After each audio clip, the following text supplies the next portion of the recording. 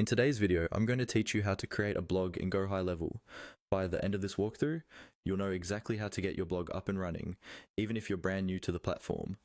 First, log into your Go High Level account and make sure you're in the correct workspace or location where you want the blog to live.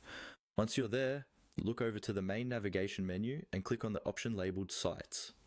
This is the hub where you manage anything related to web pages, funnels, and of course blogs.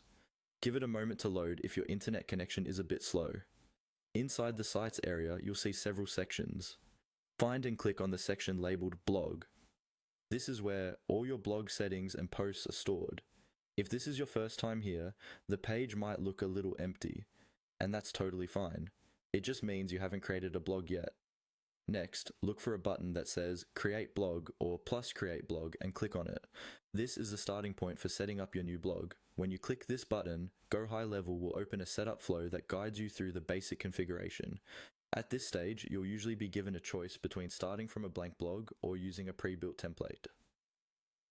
If you already have a clear idea of your design and structure, and you're comfortable building things from scratch, you can choose the blank option. This gives you maximum flexibility, but it also means more work.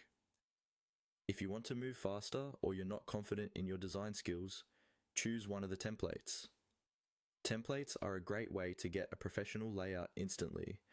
You can always customize colors, fonts, images, and content later, so don't worry too much about picking the perfect one right now. Just choose the one that feels closest to your brand and goals. Once you've made your choice, follow the on-screen prompts.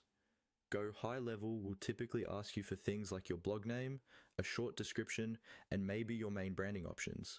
Take a moment to type in clear, descriptive information because this often shows up in places like your header, your browser tab, and sometimes even in search results. Continue clicking through each prompt, reviewing